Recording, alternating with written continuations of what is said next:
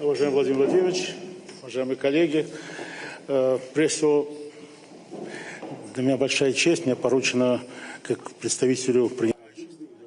As the hosting side TASS news agency, I've been charged with moderating this session. First, I would like to thank you, Mr. President, for responding to our request. This is the 9th meeting in this format, and year in, year out, there is a growing interest in this meeting. I remember you met with us last year, and colleagues from Reuters agency told me that they didn't remember there being any more flash news alerts after any other meeting.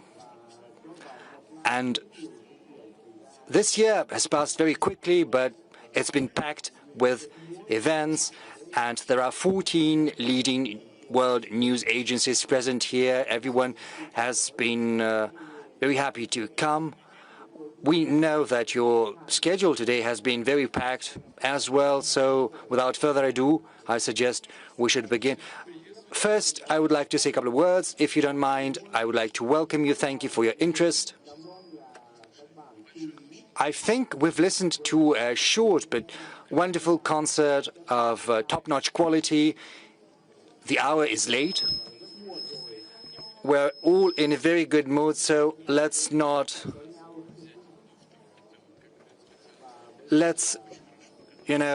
try to be as happy as we all can be. Let's take the highest note we can, as they say, and then we will go to bed. First, I would like to give the floor to our colleague from Vietnam, VNA, Vietnam News Agency, Director General, Madam Vu Viet Chang. This is the first woman to chair this agency. She holds enormous authority in Vietnam. She is a professional of world class. Madam Wu, over to you. First of all, I would like to express our sincere thanks for TASS News Agency for arranging this very special interview with Mr. President, Mr. Vladimir Putin. And thank you for your time. Your Excellency, Mr. President. Yes, thank you very much for your question and your welcoming remarks to the 18th St. Petersburg International Economic Forum. You said something which is of great interest to me. I would very much like to ask you, what is the agenda? What are the initiatives that could change the world for the better? Could you please elaborate on the initiatives Russia is taking to build a just and sustainable and rapidly developing world? And that agenda, what role do you see for Russia's cooperation with Asia and Southeast Asia and Vietnam in particular in that regard? Thank you. Well, officially, the agenda for the forum has already been announced. I'm not going to dwell on that. But, of course, we are not having such an ambitious goal as to change something in the world in the course of this forum. The discussions are not going to change anything, but, you know, the forum has been held for many years now. It first was held in the 90s, and it has been gaining momentum, as Mr. Guzman has pointed out, an increasing and growing number of our partners is coming to the forum, and the very fact that we're having conversations and the fact that we are signing a great number of agreements and deals and protocols, all of that is a very good testament to what we're doing. Our goal is to move further. I do not need to explain you why the circumstances are so difficult right now, because across the world there are conflicts raging, there are trade wars. unleashed, and all of that creates difficulties in the way of the world trade. And there are grounds to believe that the forecasts saying that the world trade is going to slow down do have some foundations. So if we were to put aside the official agenda for a while, then our goal, I believe, is going to be to search together for the ways to overcome the difficulties we are facing. And this will allow us indirectly influence the situation in the world economy.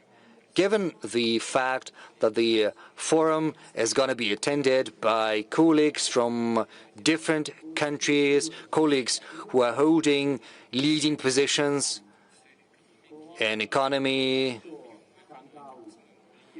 there are going to be leaders from the world economies that are holding a great deal of sway in the world economics. So all of this is probably going to have a good impact on the economy. I do not think I need to explain to you that what we advocate is a just world order. We want the WTO rules to be observed rather than tweaked to serve some short-term political gains whenever it's necessary. We are also against any kind of trade war or trade restrictions. As far as our cooperation with Southeast Asia is concerned, it's developing steadily year in, year out. Our trade is growing. I'm not gonna name the figures right now so as not to make a mistake, but this is absolutely true. Our trade is growing, and it applies to all countries of the world, Vietnam in particular. I'm gonna speak a couple of words about Vietnam, but I believe that Southeast Asia is a very promising avenue because the share of the southeastern economies and the world economy, as well as the economic growth rates, are ahead of the average indicators across the world, and we believe that these countries are very promising partners for Russia. As far as Vietnam is concerned, we have a special relationship with Vietnam. Everyone is well aware with that, starting from the 1950s or 1960s. It was particularly evident when the Vietnamese people fought for their independence. But since that time, it's been long. The world has changed, as have our countries. But this relationship of friendship and cooperation still persists. We have a great number of projects.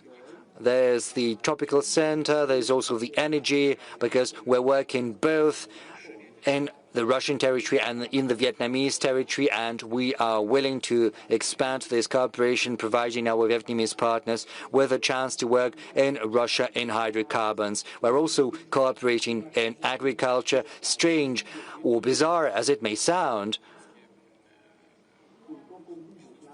Vietnamese enterprises are investing in Russian agriculture to the tune of billions of US dollars, and they have been performing admirably over the recent years. Many are certainly aware of these investments, and we will keep creating conditions to make sure that our entrepreneurs and business people from Vietnam feel as comfortable as possible. We also have some good groundwork in humanitarian sphere. I refer in particular to trained professionals.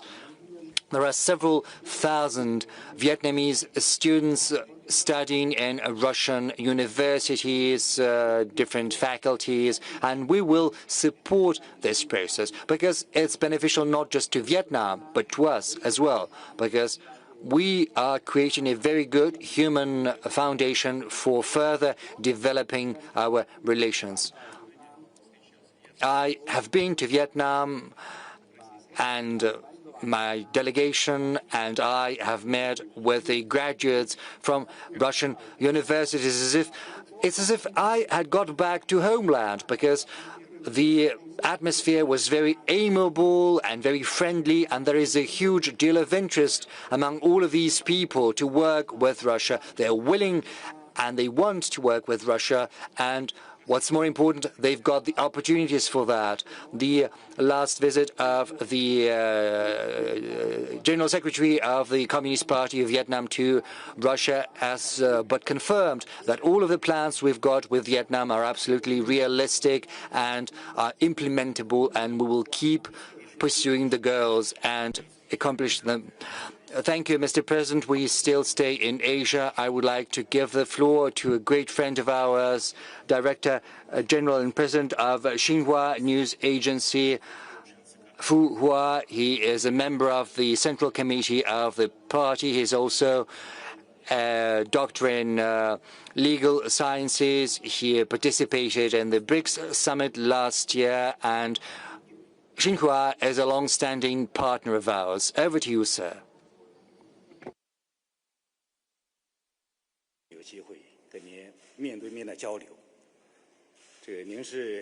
Thank you for this opportunity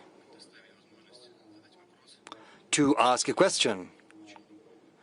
Mr. President, you are a long-standing and close friend of the Chinese people.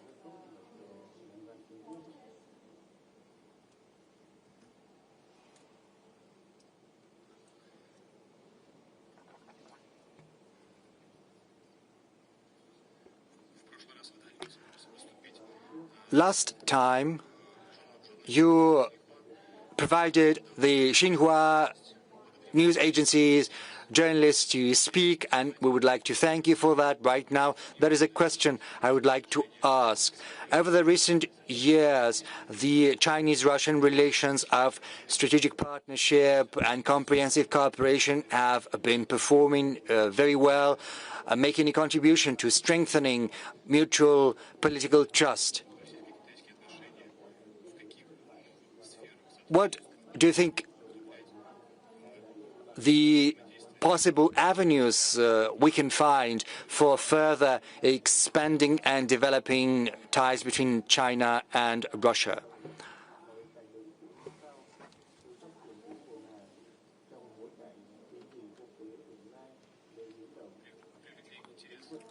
Last time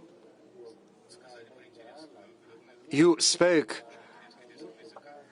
about your family, saying that some of your members of your family are interested in studying Chinese. I'm sorry. So, in that regard, what do you think is the role for popular diplomacy, for people's diplomacy, in strengthening the ties between Russia and China? Yes, I said that some of my family were studying Chinese. I spoke about my granddaughter. You know, there's like a nurse from Beijing, and she speaks Chinese with her freely, whereas my daughter, I think it was in the early noughties,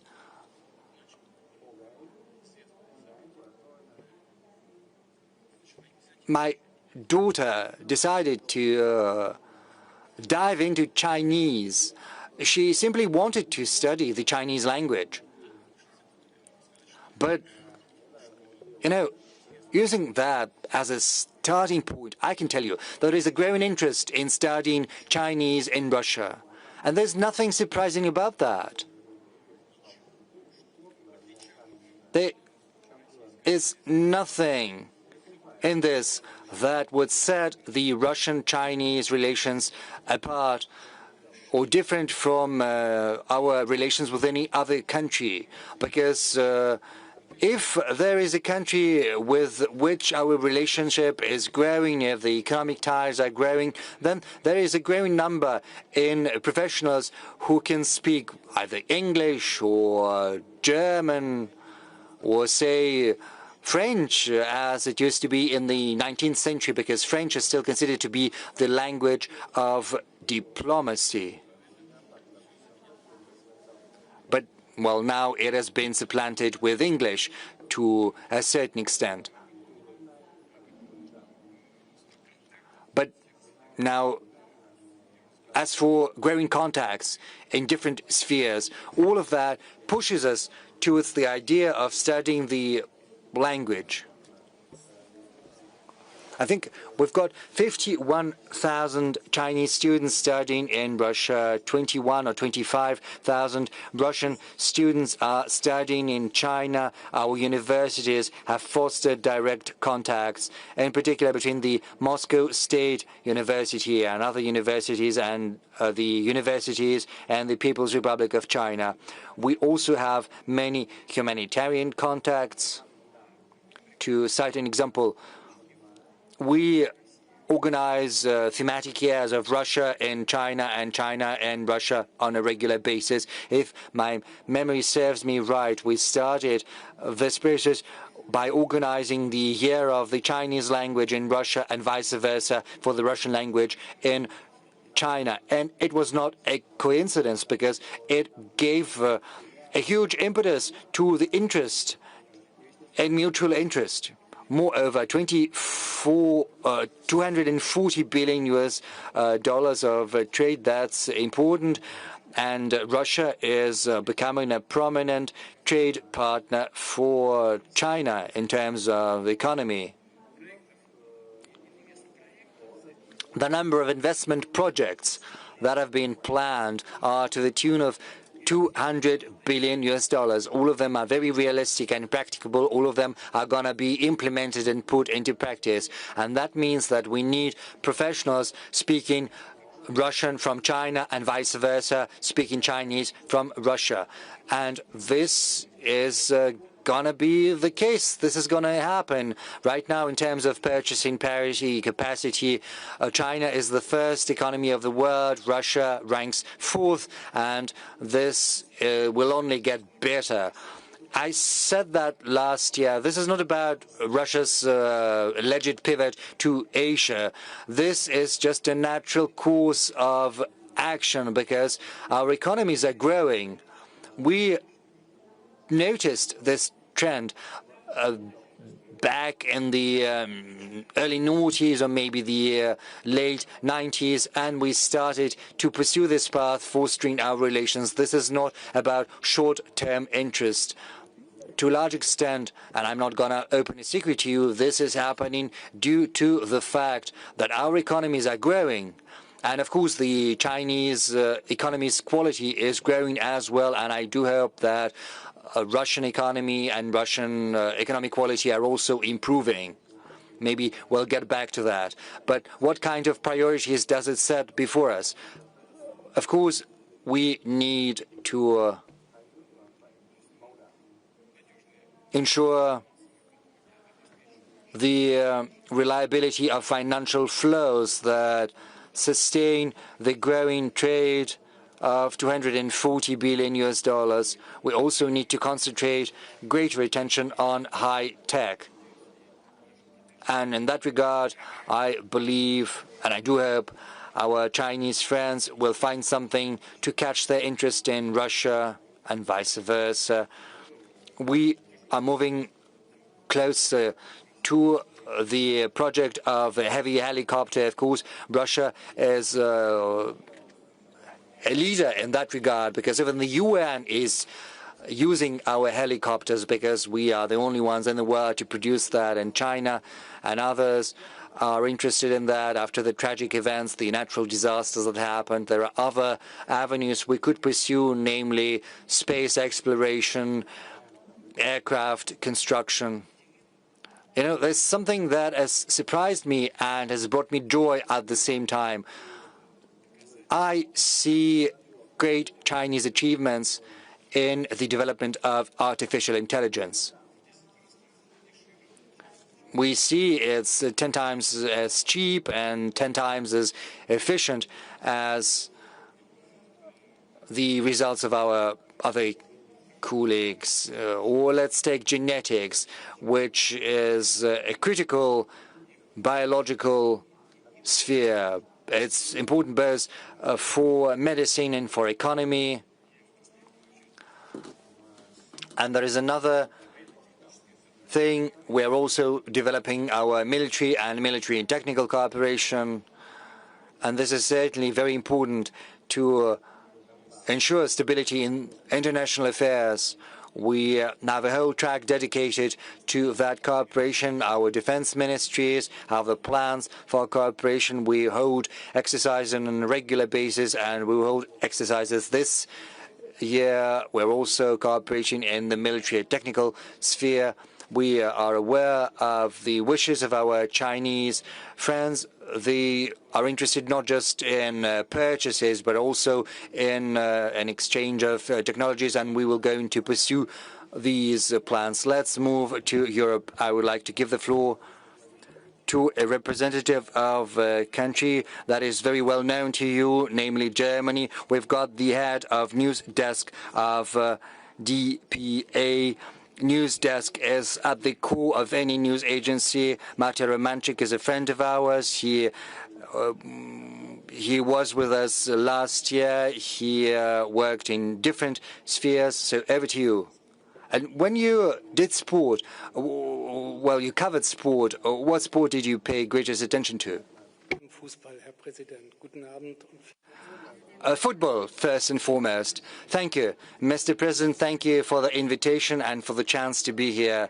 Good evening, Mr. President. The new Federal Chancellor, Friedrich Merz, has recently said that he could contemplate holding a telephone conversation with you. Do you think that would be useful? Would you like to have a contact with the new Federal Chancellor? Do you think Friedrich Merz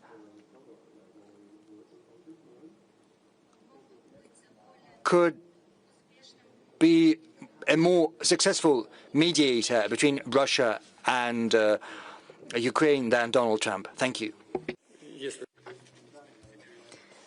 If Mr. Federal Chancellor wants to call me and have a conversation, I have repeatedly said that we never abandoned any contacts and we are always open for that. Some 18 months ago or 2 years ago, such conversations were held with Chancellor Scholz and other leaders of Europe. They were regular, but at some point in time, when our European partners decided to inflict a strategic defeat upon us on the battlefield, they seized these contacts.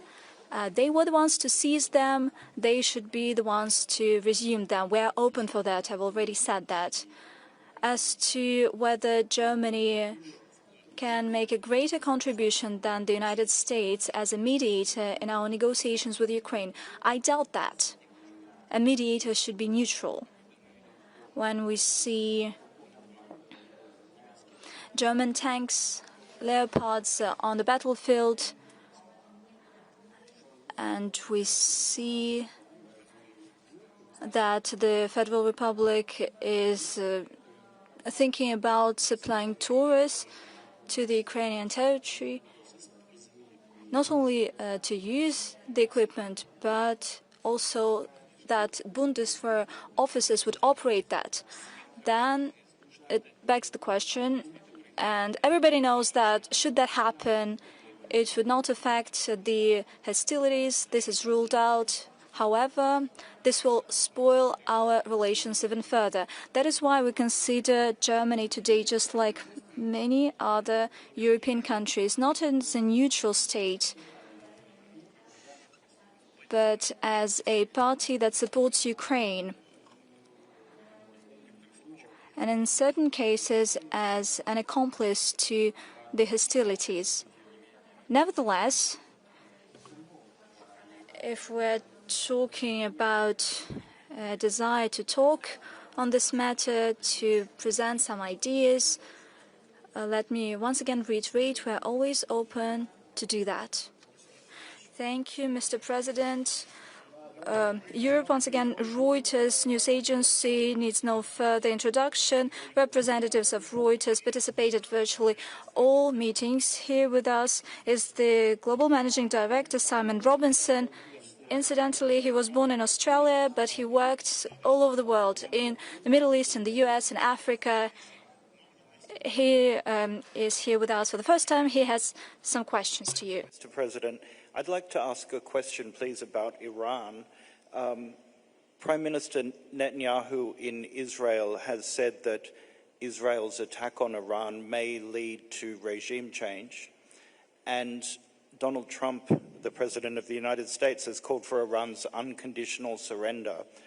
I wonder if you agree with the Prime Minister and the President.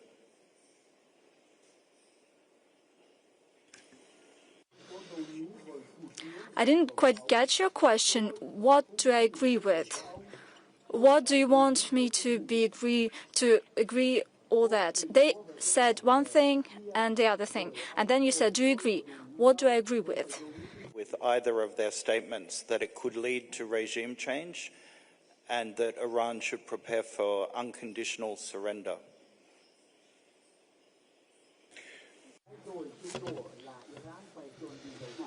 As you know, Russia and I personally keep in touch with Prime Minister of Israel on this matter, as well as with President Trump.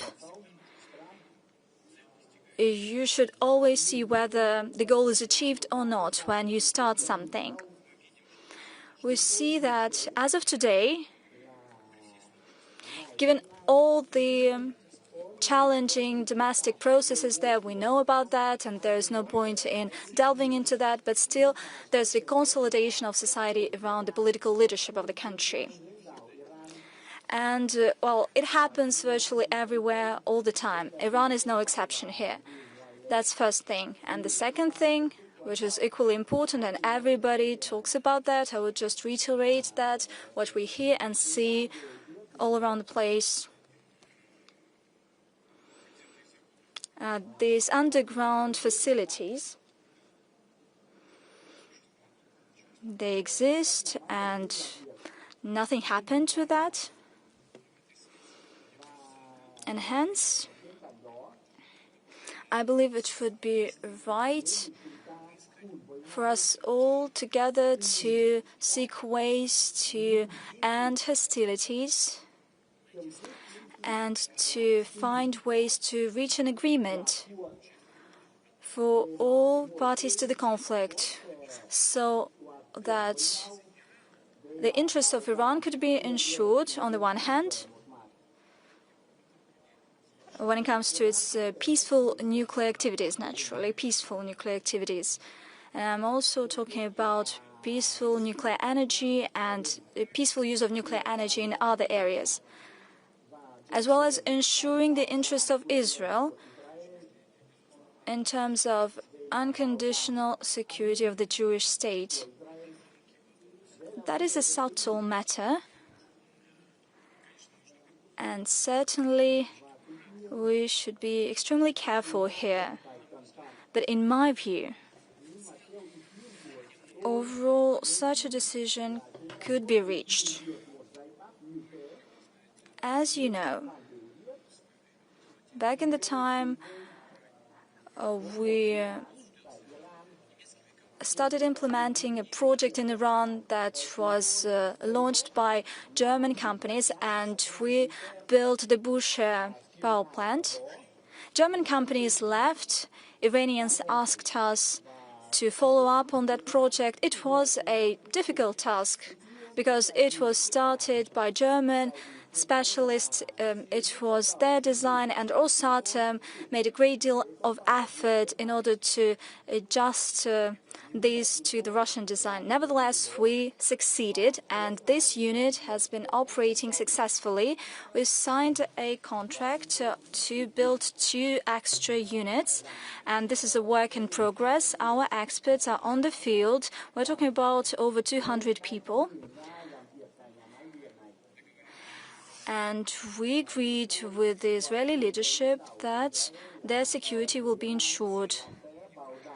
Overall, I believe that given the plans of Iran to keep on developing the peaceful nuclear program, I'm talking about the areas of agriculture that is applicable, as well as medicine and so on. But this is not nuclear energy, as well as nuclear energy, together with Iran, since we have this high level of trust between our countries, we have established very good relations, we could keep up with this effort and ensure their interests in this area. I would not delve into details, there are a lot of them. And all these details were discussed by us, both with the Israeli side, with the American side, and certain messages were sent to our Iranian friends. And overall, the interests of Iran in peaceful nuclear energy can be ensured. At the same time, we could lift concerns of Israel when it comes to its security. In my view, there are such options. Once again, we have outlined them to our partners, the US, Israel, and we reached out to Iran. We do not impose anything to anyone. We simply say how we see the way out of the situation. But certainly it's up to the political leadership of all these countries to decide, primarily Iran and Israel. Thank you, Mr. President. This year, as you might know, marks the 75th anniversary of diplomatic relations between Russia and Indonesia. The Indonesian president came to St. Petersburg to take part in the St. Petersburg International Economic Forum, but the media representative has outpaced his leader, and over to you.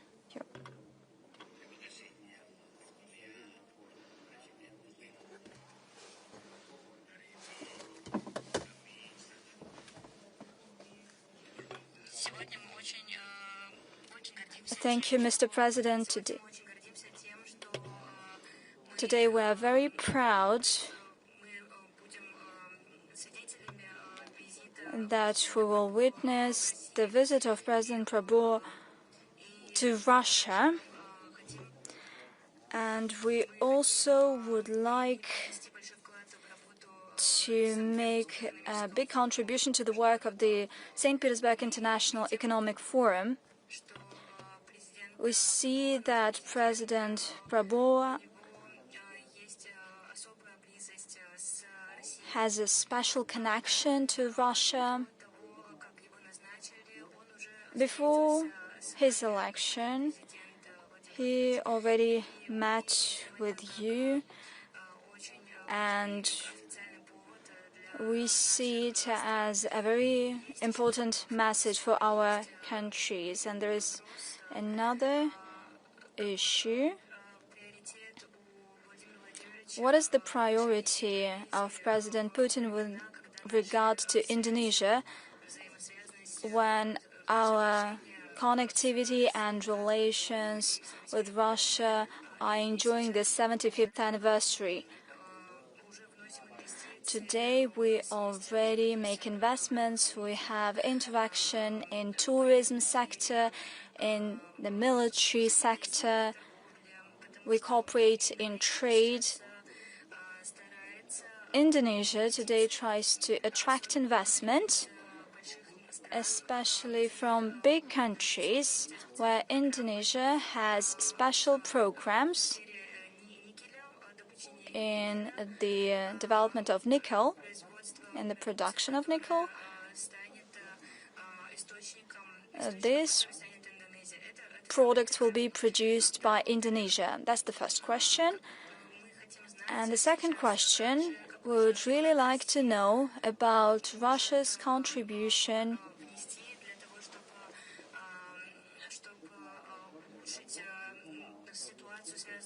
to improve this situation with economic uncertainty in the world. There's a situation that has to do with the axis of China and the axis of the United States.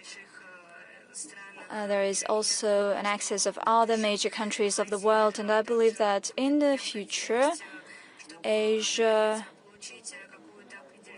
would need some kind of certainty in economy including in Indonesia, that has a huge potential in terms of the population, its workforce, and the geopolitical position on the international arena. You have identified and very well put and described the relations between Russia and Indonesia and between the presidents. He deemed it possible to have a visit to Moscow before his inauguration and after the election, and we appreciate that. That is a good sign that Indonesia under the current president seeks to have a comprehensive development of our ties. What can I say? Indonesia enjoys fast growth rates. It is becoming one of the major countries. Almost 300 million, 297 million. That is your population, right?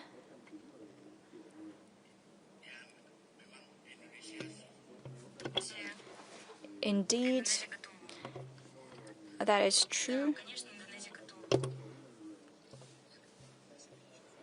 What is your population? It's almost 300 million, right?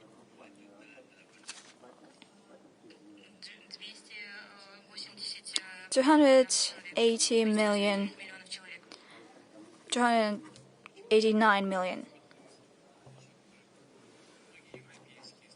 Many European countries, even in Russia, well, we consider ourselves to be great powers. Just come to think of it, Indonesia is home to 280 million, and it is fast developing. You know what's happening? The world is drastically changing.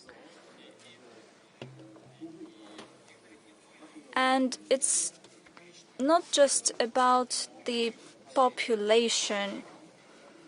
It's about the fact that these countries and the economies are transforming quite rapidly.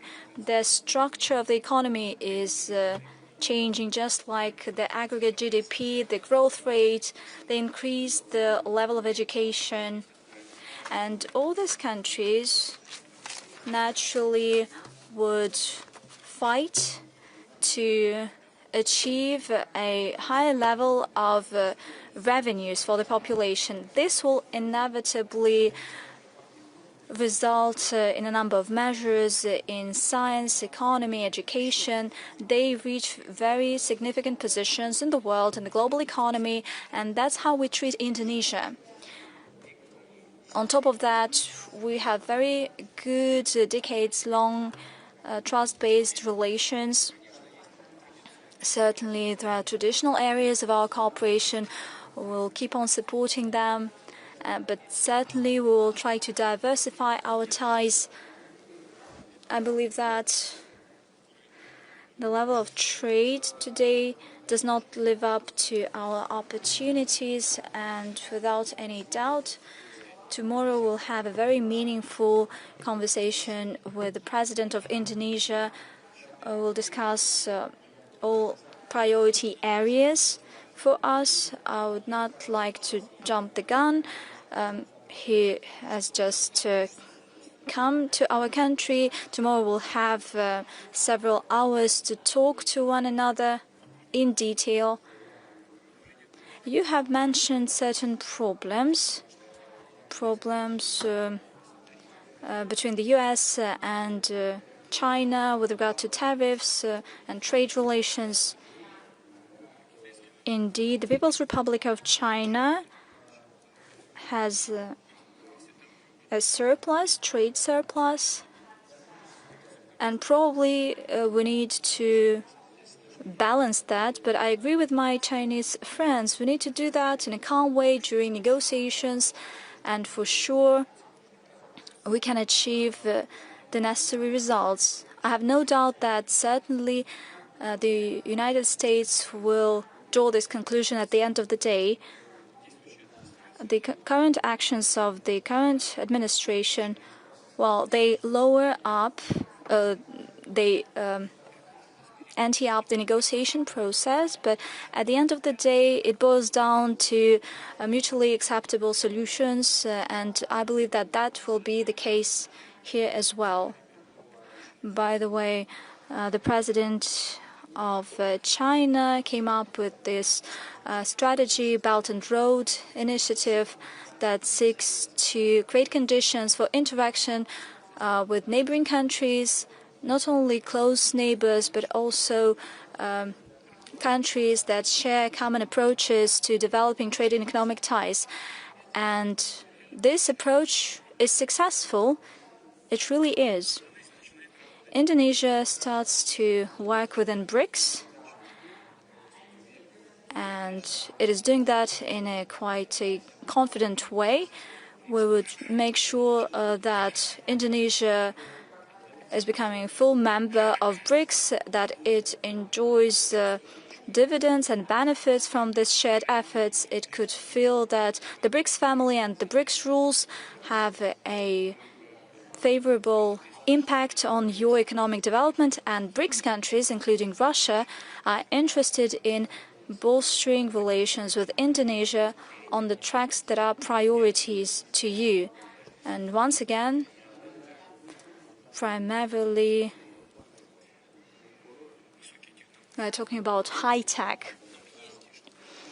We have a lot to offer to our partners from Indonesia, and I'm positive that Indonesians too would be happy to offer their interesting ideas to us. That is something that we'll discuss at length tomorrow with the President. Thank you. For many years, we had very close partner relations with our friends from the Kazakhstan media.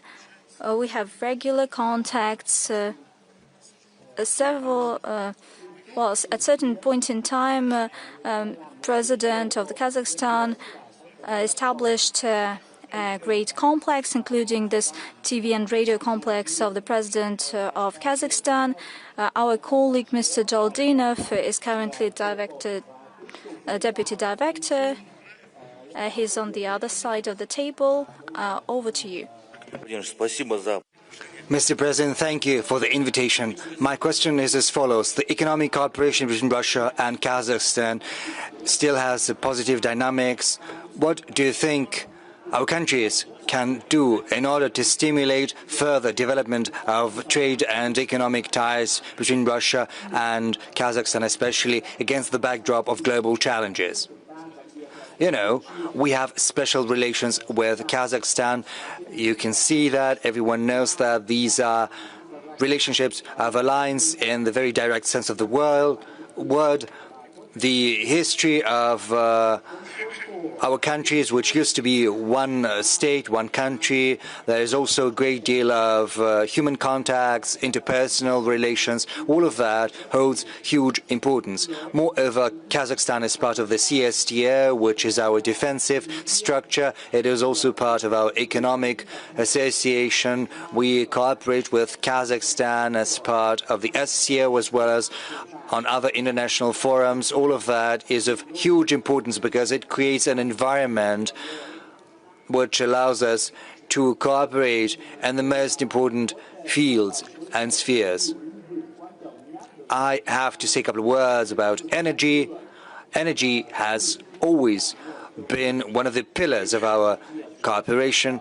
As you're aware, we have started to think about expanding our supplies of gas and other energy, because during the Soviet times, you know, the gas infrastructure was built in such a way that part of the resources used to be supplied from Russia to Kazakhstan, so Kazakhstan was lacking its own infrastructure back during the Soviet times. It was lacking the pipeline system, so traditionally it used to get gas supplies from Russia because it was part of one single country. And we still continue these supplies, but right now President Tokayev and myself are engaged in discussions on expanding this cooperation, we are thinking about how we can reach third countries' markets together.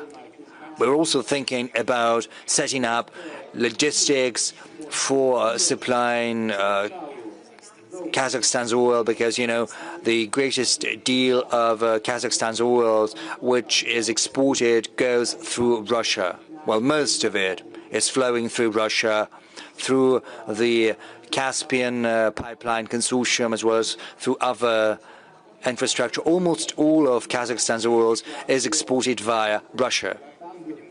But we are cognizant of the fact that Kazakhstan is interested in diversifying these routes, and we stand ready to help Kazakhstan in that regard. We're working in Europe together. We're still working together in Europe together. We're also working together on space. And this is not just about the use of Baikonur launch site. We're also thinking about developing satellite constellations. I refer to joint projects in space exploration as well. We are also servicing our trade, which is constantly growing, using our national currencies. This level has reached almost 95%, which is a very good result, which gives us a chance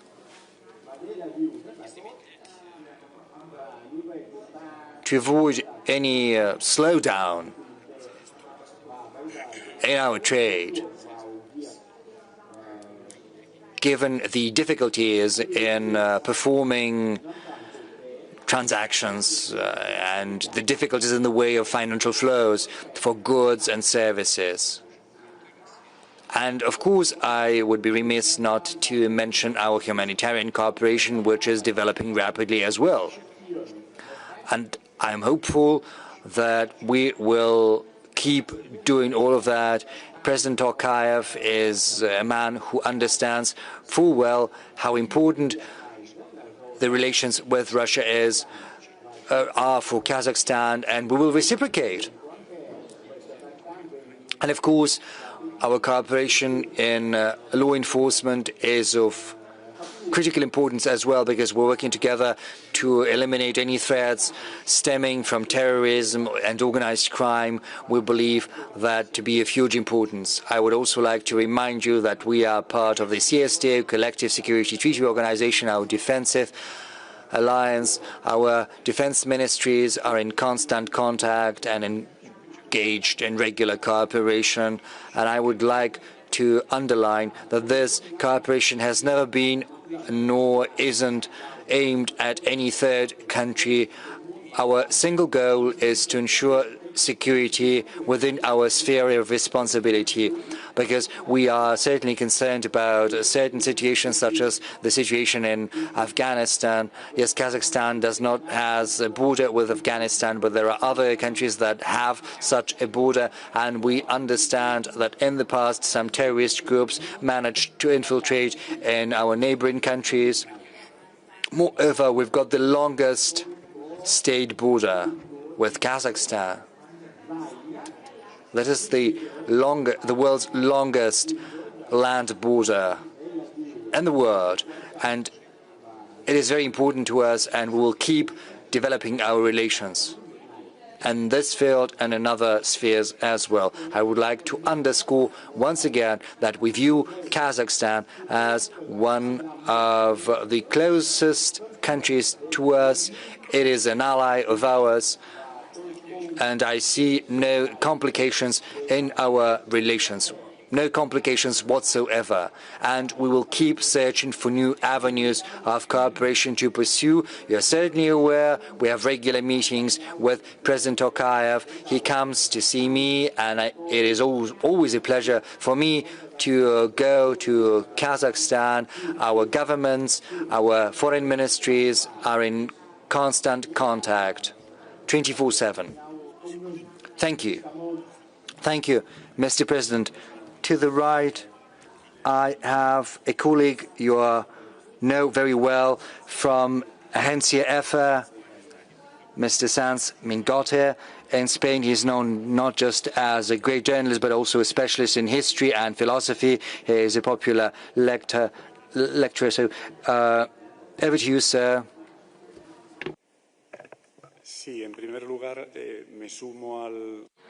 First and foremost, I would like to join my colleagues in expressing gratitude to you, Mr. President, for having this chance to be present here when you listen directly to news agencies. I would also like to thank the TASS news agency for the hospitality. As you're aware, in several days,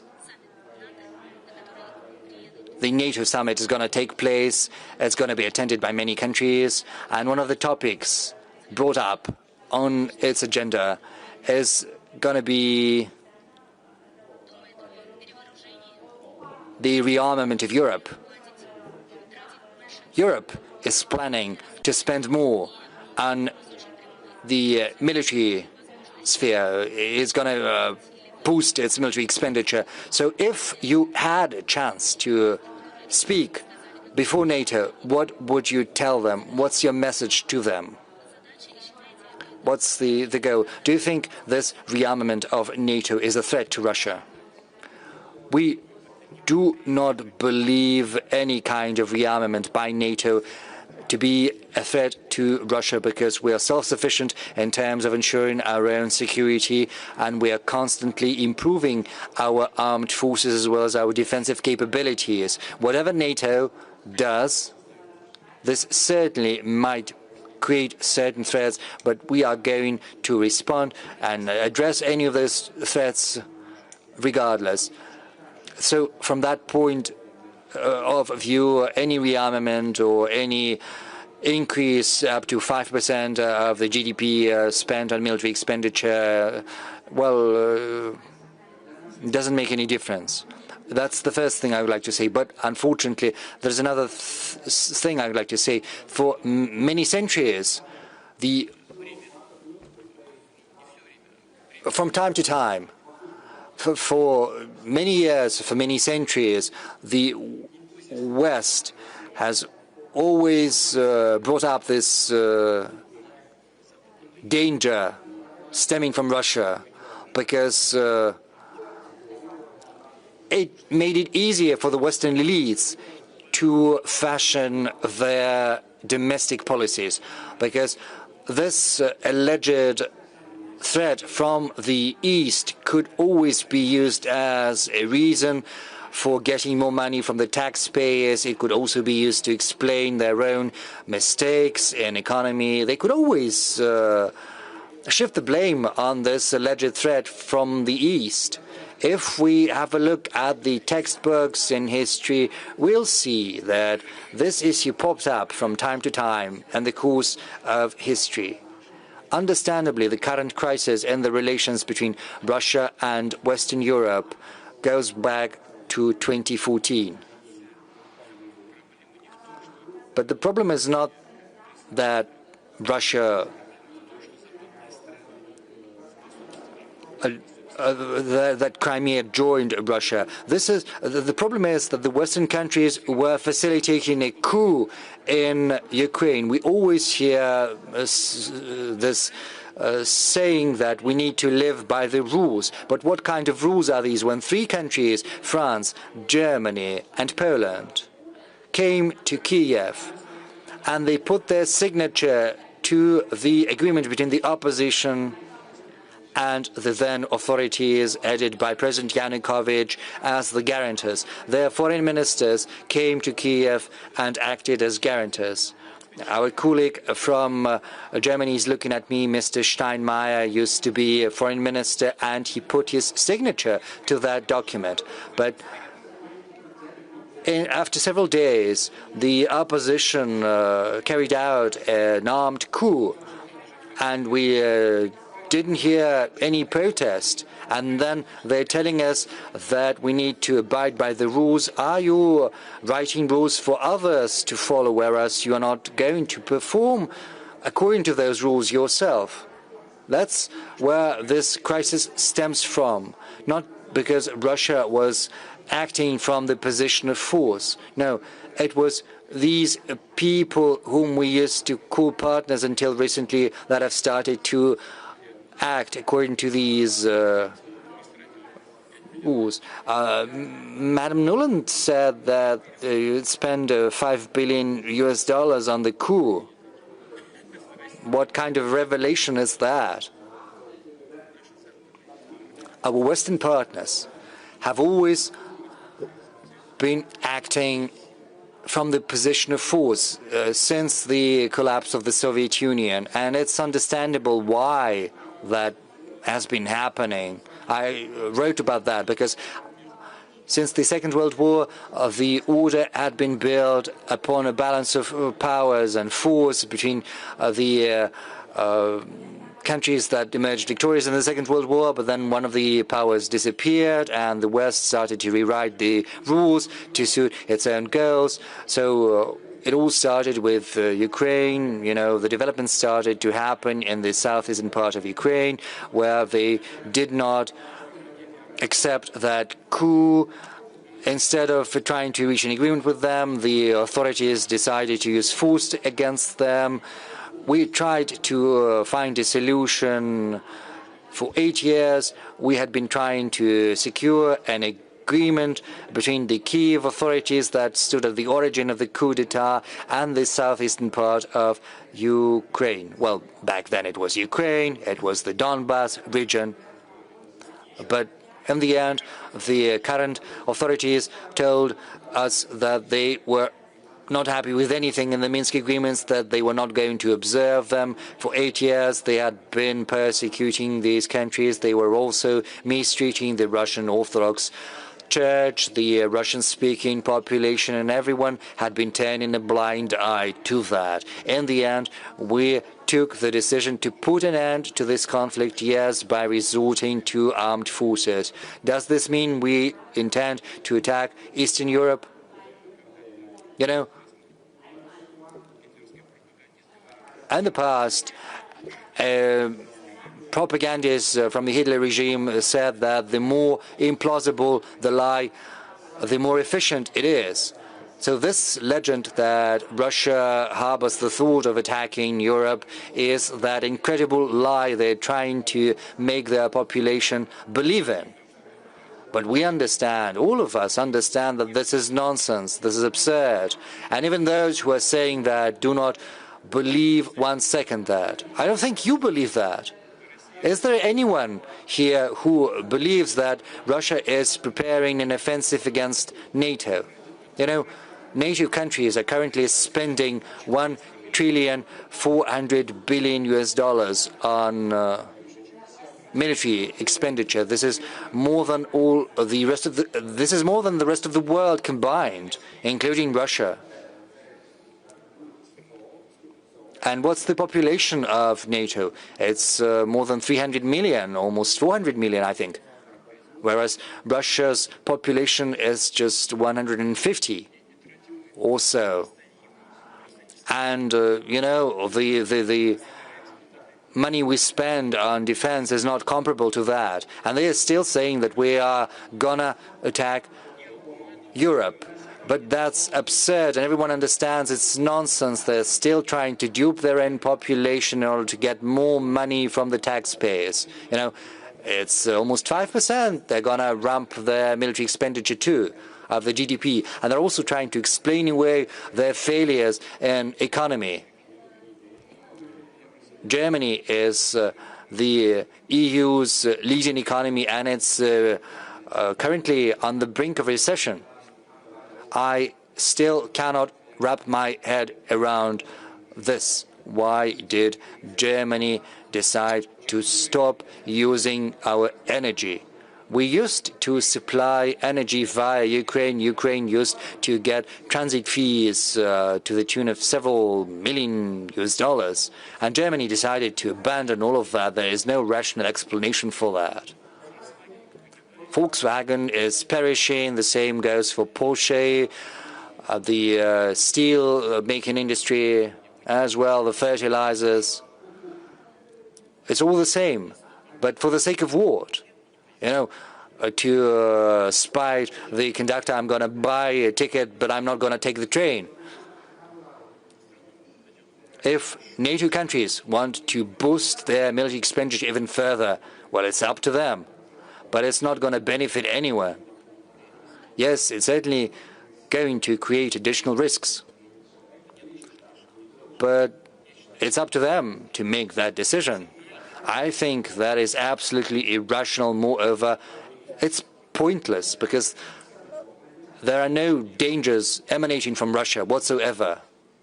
You know, Dr. Goebbels used to say that the more incredible the lie, the faster the people are going to believe it. And maybe some do believe it. But they had better look into saving their car industry and also increasing their salaries. Thank you, Mr. President. Right now, I would like to give the floor to a friend of mine from Turkey, because the eyes are fixed on Turkey, because Istanbul has been serving as a negotiating platform, and also millions of Russians are going to Turkey for holidays. Serdar Karagöz represents Turkey's leading news agency, Anadolu, and I think is the only one who's brought his wife to this session, to St. Petersburg. We'd like to thank him for this initiative. This is a call to the rest of the colleagues. Next time, do come with your spouses.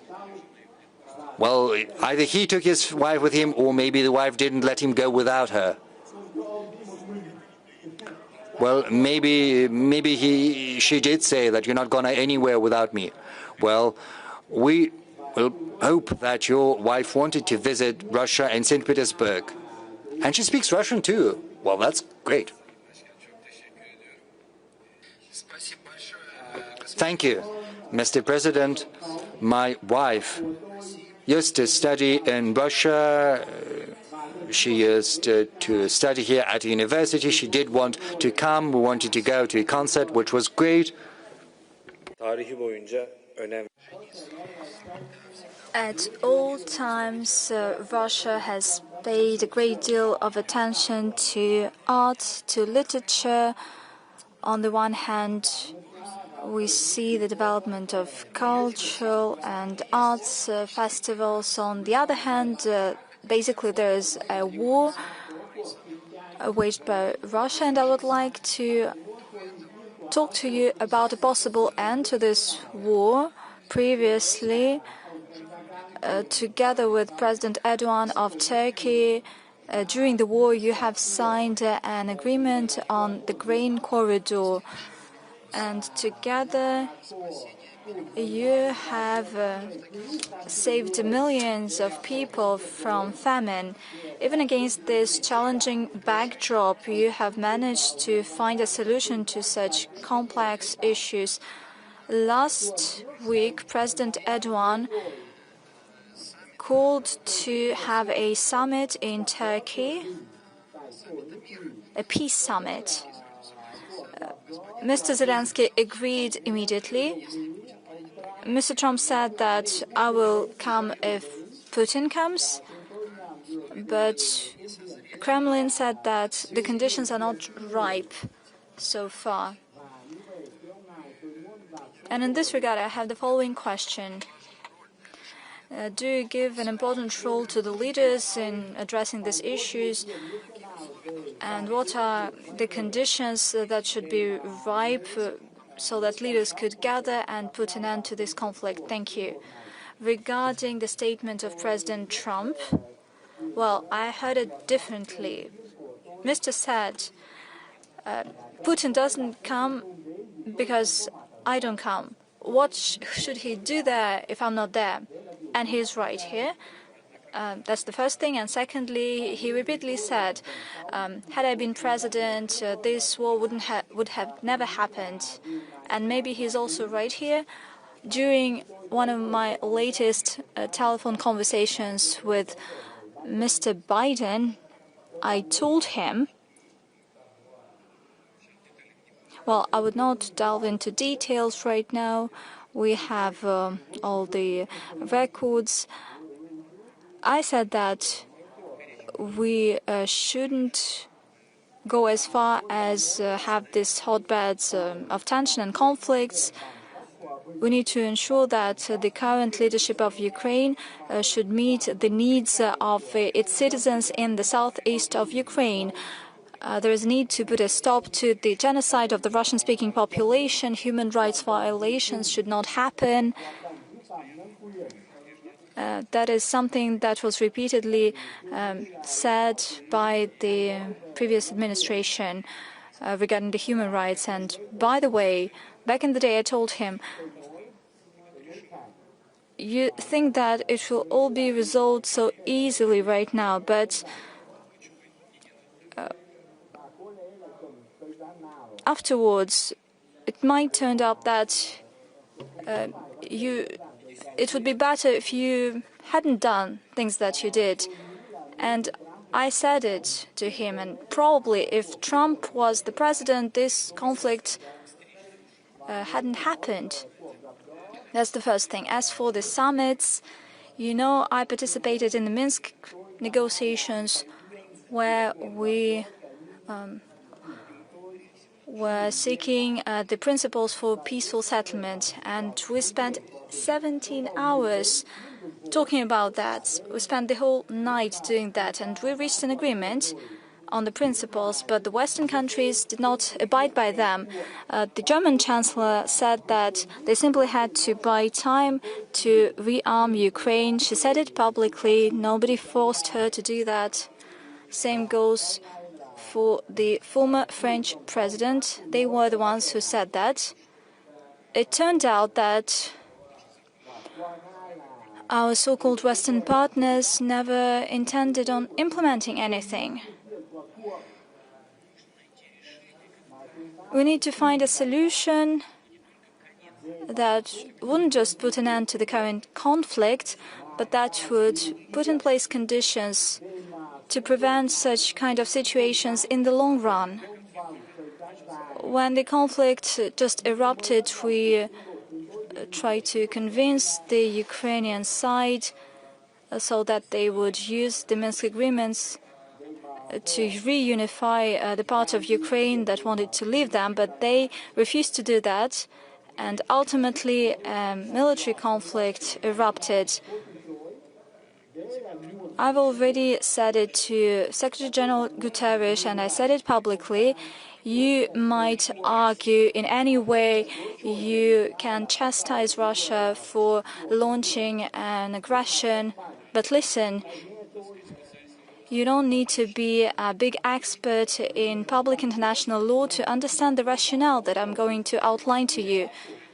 A part of the territory of one country decided to separate from the main party, and I'm talking about the southeast of Ukraine. Donetsk and Lugansk, they decided to part from Ukraine. Did they have the right to do that?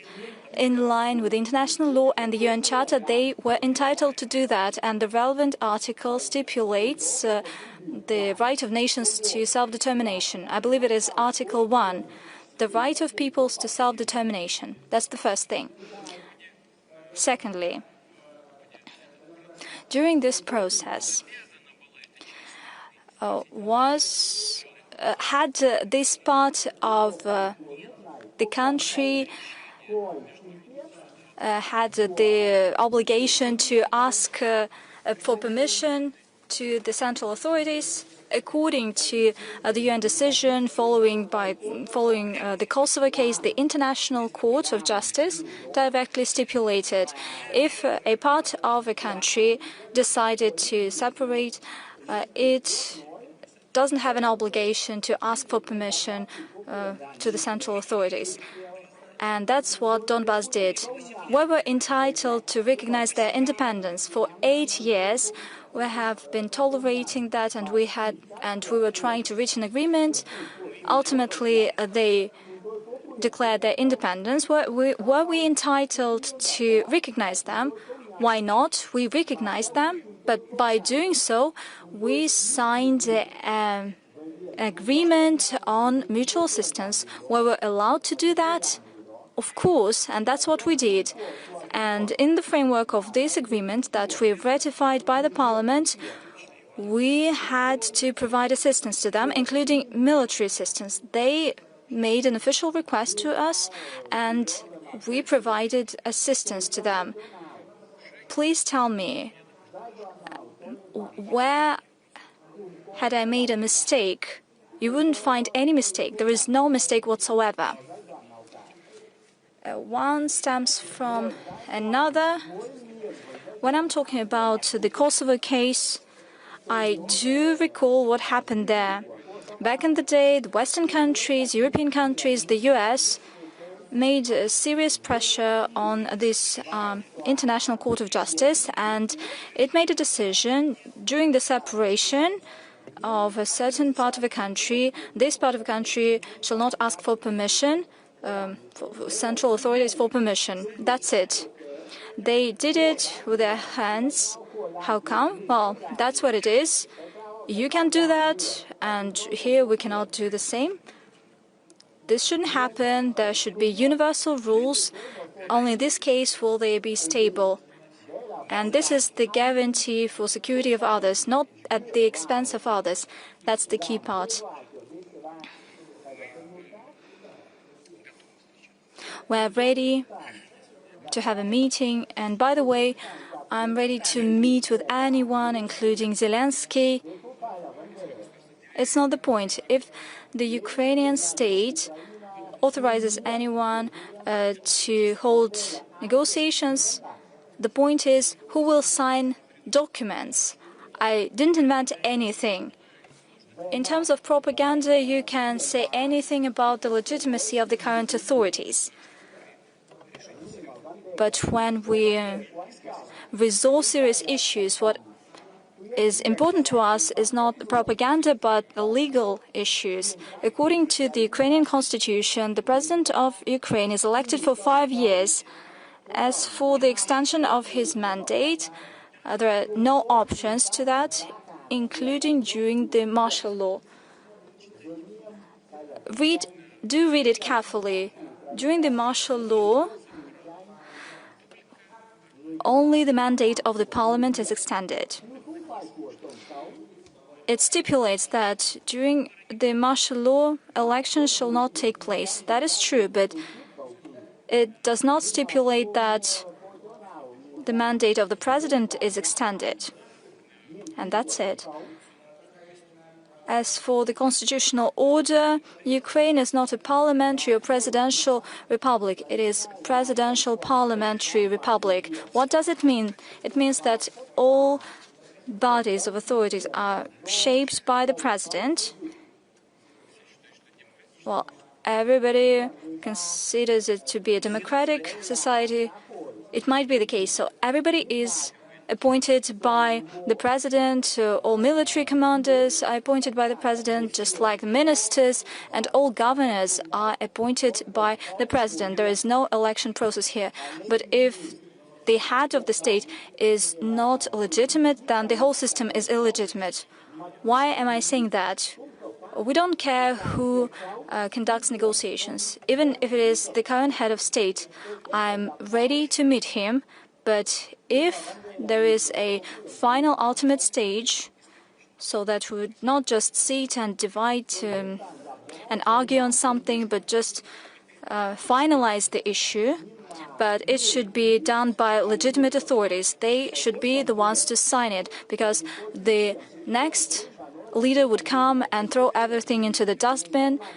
This shouldn't be the case. I do not abandon that, but we need to have a great deal of effort invested. And another important point, even before the conflict, we asked the Ukrainian authorities to implement the Minsk agreements. They refused to do that.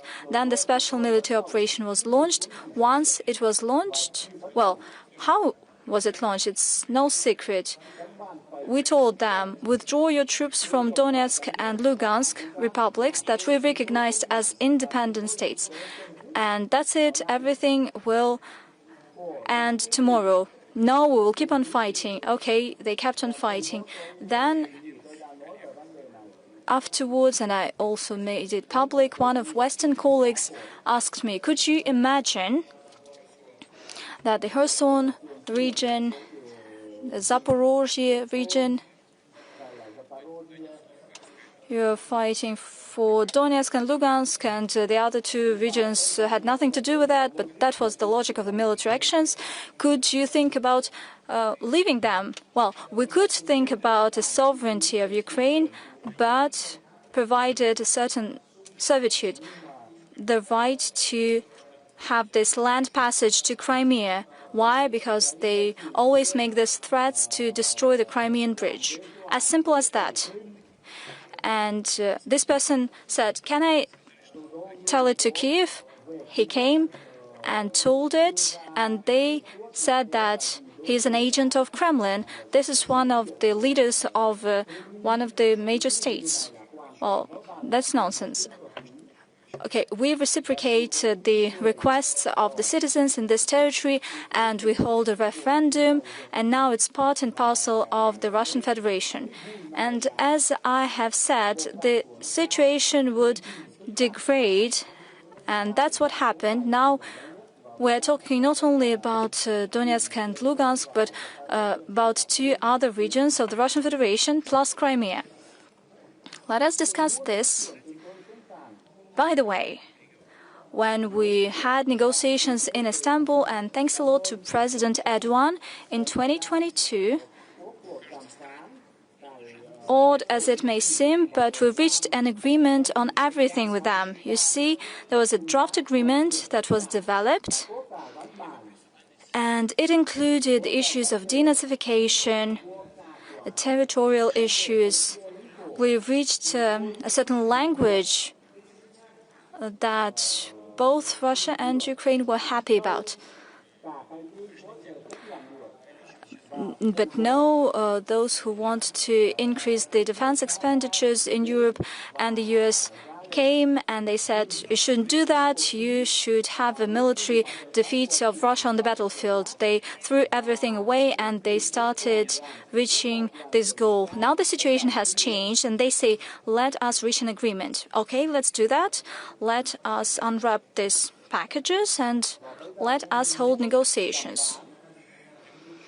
We shouldn't just sit day in, day out, all year round. That is why we are ready to continue these negotiations. Currently, overall, when it comes to humanitarian track, the situation proves that these negotiations have a point. We agreed to have this 1,200 POWs exchange. We already received 500, and we are ready to receive further 400. Well, it is said, but we provided more than 6,000 bodies. In return, we got 57, I believe, 57 bodies. We provided 6,000 bodies of Ukrainian soldiers to Ukraine, and we're ready to provide additional 3,000. But let me once again reiterate, these are tragic and sad figures. Nevertheless, this is a humanitarian issue, and that is a positive outcome of negotiations in Istanbul. Thanks a lot for the platform that you have provided, thanks to President Erdogan. But we are ready to have substantive negotiations on the principles of settlement. But the Ukrainian side also needs to be prepared for that. And its Western sponsors and so-called allies should not push it to have a struggle till the last Ukrainians, but they should indicate the current realities and they should indicate the current state of affairs. Currently, we keep in touch. Our negotiation teams keep in touch. I asked just now Medinsky, and he said he had a conversation today with his counterpart from Kiev, and they reached an agreement on having another meeting after June 22nd. But I should say straight away that Mr. Fidan, let alone President Erdogan, are doing a lot in order to achieve this settlement. And I should say directly that President Trump of the US has been doing a lot and is sincerely committed to settlement. We will build on the position of our friends from China, India, other BRICS nations. We keep in touch regularly on that matter. They too are very concerned. I meet with the leaders of these states and we start almost every conversation with that matter, and we thank them for thinking about that and for trying to find a solution. Believe me, we want to have a fast solution, and it's better to have a peaceful solution. Thank you, Mr. President. You know Madam Akulovich quite well. She is the director of a fraternal agency of ours. Mr. Lukashenko is a very thorough, a serious man, and she has a very difficult job, but she's doing great. We're great friends, and I would like to give her the floor. Thank you for such an assessment. Mr. President, in the beginning of your statement, you said that you stand against wars and restrictions. We're talking about economies, trade wars, and restrictions. And we know your position quite well. You are on the same page with President Lukashenko. Nevertheless, the situation is such that we had Western sanctions, we had to revisit economic ties. But thanks to that, we got very promising, interesting projects, both in Russia and Belarus. Does the Union State have a plan B in case the sanctions are ramped up, and possibly this will be the case? Within the Eurasian Economic Union, in 10 days' time, Minsk will host the Eurasian Economic Forum. I would like to know your opinion about this organization. What kind of an organization are you talking about? The Eurasian Economic Forum will take place in 10 days. What's your take on that? Now, you spoke about a plan B, but we've got a plan A, which stipulates what we need to do in order to develop both our economies and our relations. Now, a plan B, if something is not working, consult plan A, and we will be successful, we will succeed, we'll make all of this happen, because our trade has reached $50 billion, which is a huge number.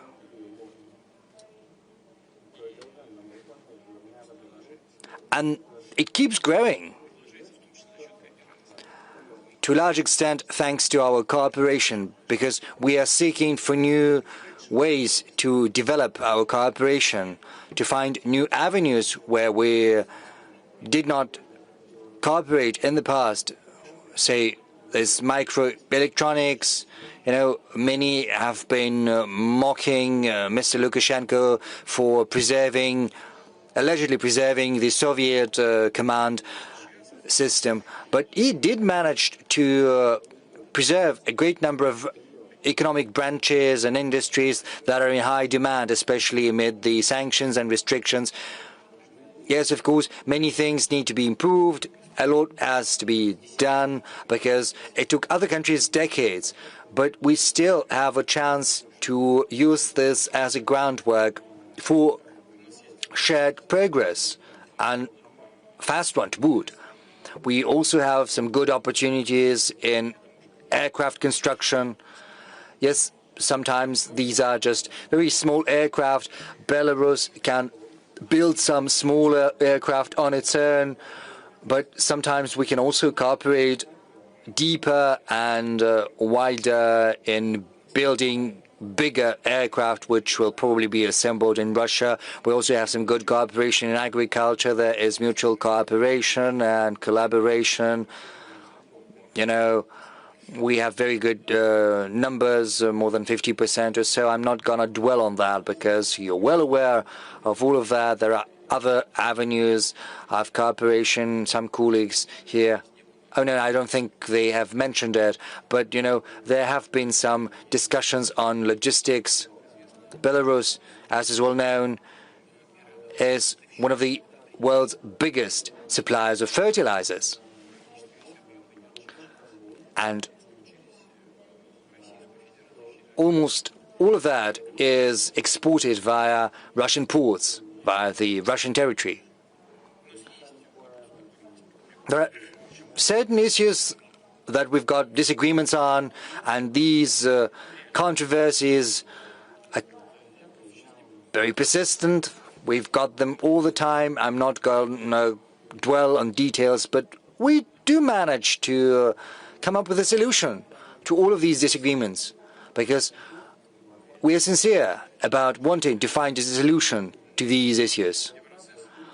As for the Eurasian Economic Union, it's indeed the deepest integration association in the post-Soviet space, and this integration is genuine. It's not just in words, but in real actions. Kazakhstan used to be one of the initiators of this project, for which we are hugely grateful to them, and this association is developing. It's true that there are some complexities. We're probably not ready yet for unifying our markets completely in energy and in other fields, but we have embarked on this path and we will arrive at our destination sooner or later. It's all about the pace. You are probably aware of our ongoing discussions on energy supplies, but we do manage to find solutions.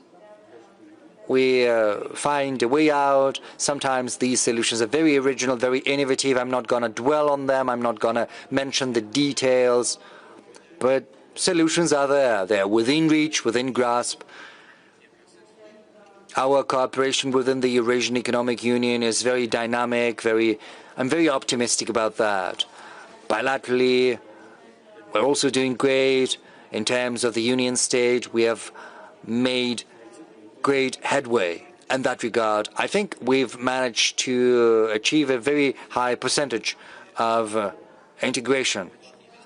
I think we've almost accomplished all of the plans that we have laid. We've done a great deal in terms of customs and also customs statistics. Tax statistics, taxation and customs. These are fundamentals for creating an environment for further economic cooperation. Thank you, Mr. President. I would like to introduce another acquaintance of yours from last year's. This is Editor-in-Chief for Europe from France Press news agency, Karim Talbi. He holds enormous, incontestable authority. He also knows Russian. I think he has not been using his headset to listen to you. Karim, over to you, please.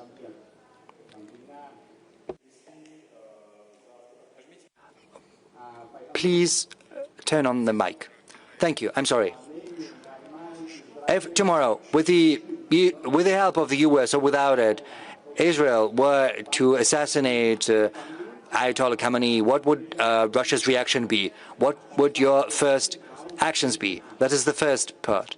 I'm sorry, Mr. Talbi, if you'll allow me. I think this is going to be the best response to your question. I would not even discuss this possibility. But unfortunately, this possibility is being openly discussed by Mr. Netanyahu, by Mr. Trump. Yes, I've heard all of that, but I would be loath to even discuss that. The second part of my question is also about Iran. You've got a strategic partnership treaty with Iran. It doesn't have a provision on mutual defense, but still, given the acute nature of the situation, would you be willing to provide Iran with new types of weapons for them to be able to defend against strikes from Israel? You know, in the past, we proposed to our Iranian friends to work together on air defense. Back then, they didn't show a great deal of interest, and that was it. As for the treaty that you have mentioned, the Treaty on Strategic Partnership, it does not have any provisions on defense. Secondly, and third, our Iranian friends are not asking us for that, so there's nothing to discuss. If you'll allow me a clarification, if I'm not mistaken, you've provided them with S-300 and also modified S-200. So Russia did play a certain role in protecting Iran. You know, this is different, because our proposal was to work together on a whole system, not just equipment. Yes, we did discuss that in the past, but the Iranian side didn't show a great deal of interest in our proposal. Yes, there were certain supplies. We did carry out those supplies. This has nothing to do with the current crisis. This was just some regular cooperation in the military and technical field. It was under international law. We did not violate anything. Iran had never asked us for anything that would run counter to the international norms that Russia had subscribed to. We have always stayed within the bounds of international law. Anything else you'd like to ask? Well, I've been told just one question. Well, maybe next round of questions. Mr. President, I would like to introduce you to Mr. Kuchimov, Director General of the Uzbekistan National News Agency. You know him probably. Is not just a prominent journalist, he is also an author of more than 20 books, not just poetry, but also politics. Do you have a verse in Uzbek? Yes, a great verse, but maybe next time. Mr. President, you know that our society holds a great deal of interest in everything that is happening in Russia or around it. First and foremost, this is due to our traditional friendly ties between our countries and our people. Secondly, our society highly appreciates and supports the great deal of work that you are doing together with our President Mirziyoyev in terms of reinforcing our cooperation. Right now, the relations between Uzbekistan and Russia have been raised to an unprecedentedly high level.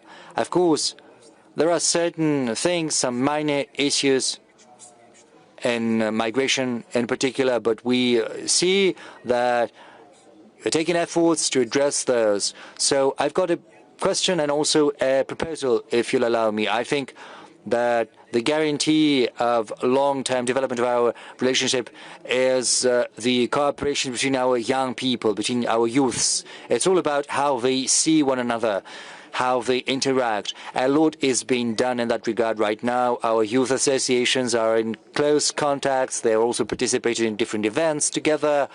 But I think that there is a great need for an ambitious long-term program for youth exchanges with concrete goals and concrete indicators, because that would help reinforce the positive images of one another for many years to come, based on traditional values and shared history. This could also help address the minor issues that I've mentioned. So, Mr. President, I would like to ask you what you think about that. Thank you. Yes, first and foremost, I would like to confirm that the relations between our countries are developing successfully as well as steadily. When I responded to the question from your colleague from Kazakhstan, I did mention that we could also come up with a great number of trilateral projects, because we do have these plans, in particular in nuclear, in Kazakhstan and maybe in Uzbekistan. We're working closely and we have made some good headway in developing these projects. Incidentally, when we spoke about Indonesia At the very beginning, I said that the world was developing rapidly. Indonesia's population is almost 300 million, well, 290 or so, but still, the world is undergoing a transformation. Uzbekistan used to have a population of 15 million 3 decades ago. Right now, Uzbekistan's population has risen to 38 million people. And every year, the population grows by 1 million. You see how things change so rapidly. And we are fully aware that there are many issues of social nature. There are issues related to the labor markets, and President Mirziyoyev and I have agreed to address these migration-related matters together. Well, you know what kind of state our labor markets are. We see they're recovering, but we have agreed to work together because we will train those who want to work in Russia in terms of learning the Russian language, studying the Russian culture. There's a very good plan we've drafted for these ends, and I am hopeful that we will put that into practice. And of course, working with young people is of paramount importance. As far as I'm aware, the aide to President Mirziyoyev, Saida Shakhmatova, has recently been to Moscow. She met with many colleagues of mine from the office of the Russian president. She's got the instructions from President Mirziyoyev, and as per these instructions, she pays a great deal of attention to developing youth-to-youth contacts. There are certain proposals in that field, and we will certainly work together on that, because youth holds a great deal of importance, and I fully agree with you on that. Thank you, Mr. President. Next, I would like to give the floor to a person who attends this meeting for the second time. This is the news director from Associated Press. You know, our TASS agency and Associated Press have been cooperating in different forms despite different situations in the relations between Russia and the U.S. James Jordan, over to you, please, sir. Thank you, Mr. Guzman, for the introduction, and thank you, President Putin, for the opportunity to ask these questions directly to you. It's much appreciated. In relation to the fighting between Israel and Iran, on June the 13th, a statement from the Russian Foreign Ministry condemned the Israeli strikes on Iran. It said, unprovoked military strikes against a sovereign member of the UN, against its citizens, peaceful cities and critical infrastructure facilities are totally unacceptable. It's a simple question. How does that sit in relation to Russia's continued aggression in Ukraine? Yesterday, 28 civilians were killed in Kyiv. AP journalists witnessed a tower block that had been destroyed by a Russian missile. So how do those two positions reconcile themselves? And then a follow-up to that, do you have any plans to meet with President Trump or talk to him again by telephone?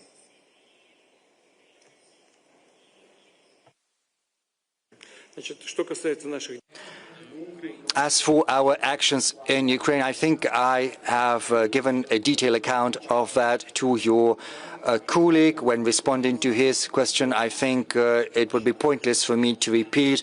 We do not believe that we were the ones who started the hostilities in Ukraine, but we're trying to put an end to them, whereas the current Ukrainian leadership unleashed a war on its own territory, using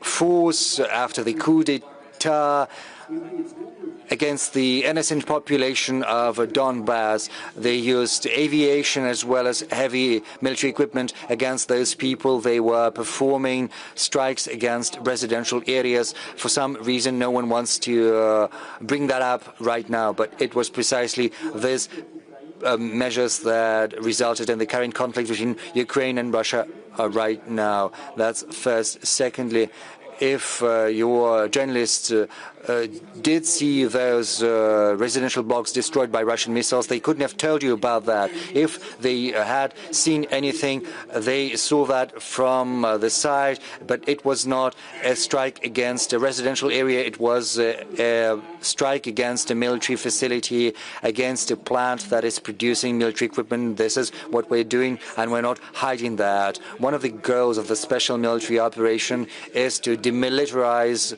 Ukraine.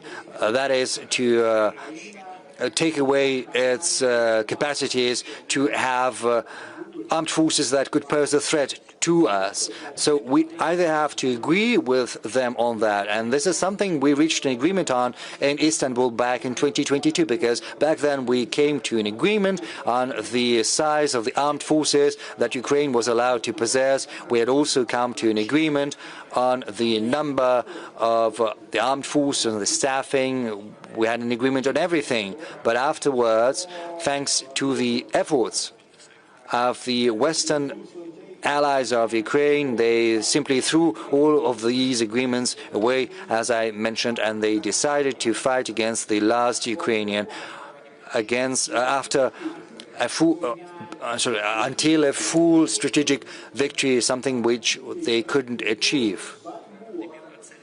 So, unfortunately, we have to address the goal we have set before ourselves. Using our armed forces, we want a full demilitarization of Ukraine. We want to make sure that there cannot be any armed forces in Ukraine that could pose a threat to Russia and the future.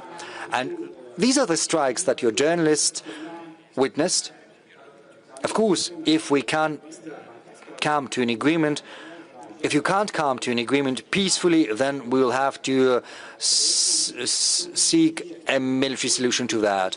There's nothing surprising about that. I do hope I've managed to give an answer to your question. As far as the statement by our foreign ministry is concerned, it's all understandable. It cites international law. It's all transparent.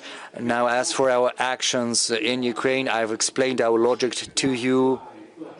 And I've gone through this logic step by step. We believe this is fully in compliance with the UN Charter. As for the assessments made by the Foreign Ministry of Russia, please take a look at that to see what objective there is to it and what things are imaginary. There is nothing imaginary here. Hopefully, I answered your question. With regard to possible meetings with Mr. Trump, naturally it would be extremely useful. I agree with the US President. It should be well prepared and it should result with some positive outcome. We have chosen a good track. We had several telephone conversations with President Trump. We deeply respect his intention to rebuild relations with Russia on many tracks, in security, in economy. You see, our import to the US has decreased tenfold, and there's been a 4 times decrease of US import to Russia. It was 27 billion, not that much, but it slid down to several billion. As per last year, the trade between Russia and the US increased. It decreases with many European countries, but it increased between Russia and the US. I do hope that President Trump is not just a politician and a man entrusted by his people with the fate of his country, and he's also a businessman, and a great advantage is that he calculates everything, and since he became a rich man, he does a good job in calculating, and he calculates the steps towards Russia, how much it will cost to the American taxpayers, to the American economy, whether it will benefit from certain measures or not. And we see the interest of the U.S. business towards building relations with Russia. There are contacts between our key companies. They want to get back to the Russian market. And overall, this instills certain cautious optimism. I hope that the President of the United States and his team will see that, will hear that, and together with business representatives, they will take decisions to rebuild Russia-US relations. Overall, we have contacts with Secretary Rubio, Vice President Vance. By and large, gradually, relations, well, at least we create conditions to rebuilding relations. Hopefully that will preserve this trend. We're ready to do that. Thank you, President Putin. I would like to give the floor to the chairman of the board of the Azerbaijan State News Agency, Azataj, Mr. Aliyev. I was born in Baku, and I would like Mr. Aliyev to wrap up this round of questions. Well, it's very popular. It's a very popular family name in Azerbaijan, Aliyev. Thank you. In my turn, Mr. President, I would like to thank you for this meeting. I have a question on the shallowing of the Caspian Sea. You discussed this issue in Baku with Mr. Aliyev. After that, you instructed the relevant bodies in Russia to resolve this issue. The initial survey shows that there's an ongoing lowering down of the water level in the Caspian Sea. And the level of water depends on the Volga River flow, but this flow is also sharply decreasing. What measures are taken by the Russian side on this matter? You know that this issue was raised by the President of Azerbaijan, Mr. Aliyev, and I reciprocated that immediately. You know, well, this issue never popped up, but this is a major issue. We have tragic experiences, and we need to take urgent measures. The relevant instructions were made to the government, and I know that the Russian government, together with the government of Azerbaijan, are working in this direction. They are searching for possible solutions. We shouldn't make any rash decisions, but we need to work on a sustainable basis. I do not know whether we can resist nature, because besides man-made reasons, there might be some global reasons. And I know that there's been always an outflow. The Caspian Sea had varying levels of water at certain periods, and we need to do our utmost to prevent some irreversible processes.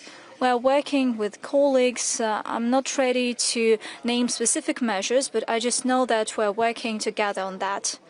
Overall, if we talk about Azerbaijan, last year we increased our trade by 7%. That is a good indicator. We have good projects, north-south, and other good tracks in logistics. And by the way, in the production sector, including the vessel construction, we have a lot to work on, and we have very good substance to that project. President, thanks a lot. My colleagues would get me wrong if I don't ask a question on the behalf of TASS agency. Well, it's not a question, it's a cry of my soul. If we take military professions, over the past year, the profession of a journalist has become one of the dangers. We have lost a number of our colleagues. That is our pain. That is tragic. Colleagues from Izvestia, and actually it is a common pain because journalists all around the world perish. What can be done by the UN, UNESCO? Back in the day, there was a phrase, don't shoot a piano player, he does as best as he can. You shouldn't shoot a journalist, he's fulfilling his duty. What efforts should be made to prevent the killing of journalists? Over the past year, there's been a 10% increase in the number of journalist killings, and currently these numbers are even higher. That is a question that I cannot answer completely, but this depends on the level of the general culture of the parties to the conflict and their attitude towards humanitarian issues. Unfortunately, when hostilities rage, probably casualties among journalists are inevitable, but it's not about that. The thing is that if it is made deliberately, if your colleagues suffer due to some consequences, due to some circumstances, that's one thing. They might be wounded and then they perish, but if that is done deliberately, that is a crime, that's for sure. And probably we might think together about the possible response of the international community. What is happening right now? If a journalist dies due to one party to the conflict, then the allies of this party to the conflict make it seem as if nothing happens, and the other side makes fuss around that. And the same goes the other way around. And by the way, journalist solidarity is not working all the times. Certainly, some decisions need to be taken at the international level, at the level of the United Nations, for instance. We need to think about that.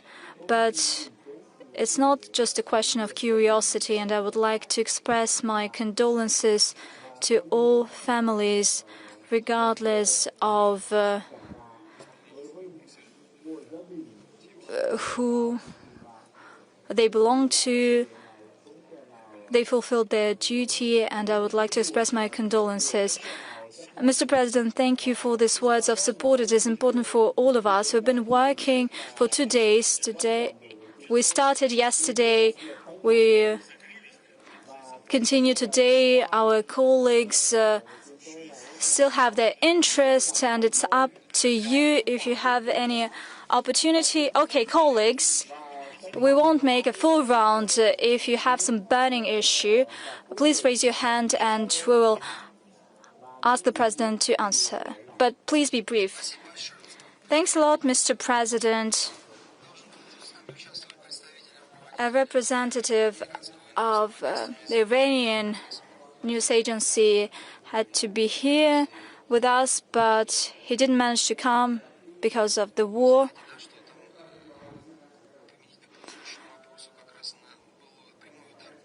But you know that there was a deliberate, intentional strike against an information broadcaster building in Iran, and there was a great deal of casualties in Iran. And I think that Iranians would ask the question, would Putin support Iran? And I would like to ask this question on their behalf.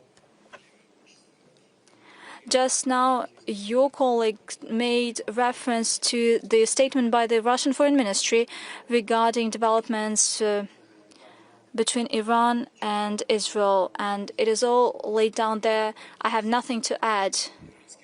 We keep in touch regularly, permanently with our colleagues from Iran, and today we had this context. I believe that tomorrow and the day after there will be additional contacts. That's the first thing. Secondly, I've already mentioned that our experts are working in Bushehr, 250 staff, and the overall number could reach 600. These are people that are on a short mission. We are not leaving. Doesn't that mean that we're supporting it? Iran didn't ask for any other kind of support, but we have provided our assessments. Let me repeat once again. What are the questions? Martin was one of the first. He wants to ask another question. Mr. President, I would like to go back to my first question because currently the German society is actively discussing this matter. Olaf Scholz initiated debate on supplies of Taurus missiles when he was the Chancellor. Currently, Chancellor Merz didn't say publicly what would happen next if Germany supplies Taurus. What would be the response of the Russian Federation? I've already said that. Probably I didn't articulate it quite precisely, and I'm sorry for that. We know the backstory of our relations. We know what happened in 1940s. We know what happened during the World War II. And we know how many efforts were made from both sides, the Soviet Union, the Russian Federation, and Germany, in order to heal the wounds of the past. And we have managed to achieve that in many ways. I'm talking about the Eastern Germany, the Democratic Republic, but also it relates to the West. Suffice it to mention what Willy Brandt did and his comrades in the party. Helmut Kohl has done a lot. The Soviet Union stood against the division of Germany. It was not the initiative of the Soviet Union to divide Germany after World War II. We were against that. In any case, there's no doubt that in 1990s, Russia and the Soviet Union were the ones to play a decisive role in the reunification of Germany and the fall of the Berlin Wall. I hope that nobody forgot about that in Germany. Let me highlight the president of the Russian parliament wrote a letter to his counterpart in Germany. Throughout modern history, Russia hasn't done a single step, mind you, not a single step that would contravene the interests of the German people and the Federal Republic of Germany. However, the situation has changed right now. I don't want to give any assessments with regard to the position of Germany that it takes following assessments that were made in many Western countries in relation to the developments in Ukraine. Okay, that is a matter of political assessments. But when we see German tanks in Ukraine, well, not even in Ukraine, but in Kursk, there was German equipment on the Russian soil in the part of Russia that is not contested by Germany. It is the Russian territory. What is Taurus? This is a precision weapon that Ukrainian officers cannot operate. They're not able to do that. That is something obvious, and everybody knows about that. You cannot operate tourists without space intelligence. This can only be done by Western countries. You cannot do that without German officers. Only German officers can operate tourists. What does it mean? That means that servicemen of Bundeswehr will strike the Russian territory using German weapons. What is it other than the dragging of Germany into a direct armed conflict with the Russian Federation? There's no other way of putting that. It is not our choice. We do not want such kind of developments, but if the German leadership opts for that, okay, we will proceed from that. I will not delve into detail, but it will do a serious damage to our relations, to put it mildly. But it will have no impact on the hostilities, because the Russian armed forces have a strategic advantage on all directions. No matter who says what, our troops are making an offensive along the front line every day, more or less, but they are moving forward with each passing day. And further progress, even if Taurus is used, well, the progress is inevitable. You will destroy relations with Russia, but there will be no result on the battlefield. But at the end of the day, it is the decision of the German leadership. If it has a mandate of the German people to do that. You know what's happening there? I'm talking about the battlefront line. Hopefully you know that, and due to political concerns, you cannot provide an objective overview, but it is universally known. Hopefully your staff that's been working there see everything. You see, Ukrainian armed forces are manned by 47%, and the assault units have even less percentage. So what's next? It is important that Western supplies go on, but if they are manned less than by 50%, that means that the relevant unit is not combat ready, is combat able. There's also a non-mass forced mobilization ongoing in Ukraine, which is something you're aware of. I understand that you have to keep quiet about that due to the political reasons, but you are still aware of that. I think they made a decision to draft young men of 18 years. They wanted to take several thousand. They managed to get just 1,000, and then they deserted, and the number of deserters on the whole is growing rapidly and quickly. The losses outstrip the number of those who are drafted, who are mobilized. So what comes next? That is why I'm saying that we agree to get at the negotiating table and to seek an agreement. We proposed our terms in Istanbul back in 2022. Those terms were much milder back then. Right now the situation is different, so the terms have been adjusted accordingly, but we still are ready to abide by the Istanbul principles. If they fail to come to an agreement, the situation might degrade even further and turn even worse for them. You're not You see, I'm not making up anything. These are just objective facts. Several units over there are manned just 47%.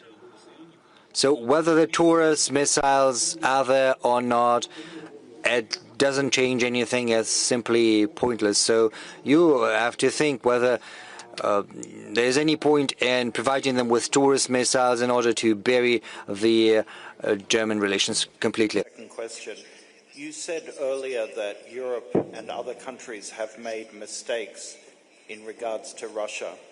At the end of this year, you will have been in office either as President or Prime Minister for a quarter of a century. When you reflect and look back, have you made any mistakes?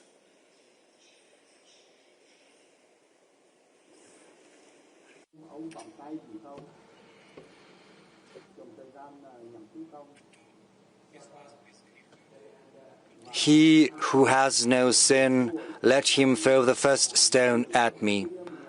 And let's stop at that. Thank you. Thank you, Mr. President. I would like to tell you that tomorrow and the day after tomorrow, St. Peter's gonna host the World Assembly of the news agencies from the Pacific and Asia, almost 40 agencies. We would like to invite you. I don't think you'll have the time to grace us with your presence, but be that as it may, for us to have a token for this assembly, well, you don't have to wear it, but maybe when you have a day off, would you hope the size is correct? Thank you.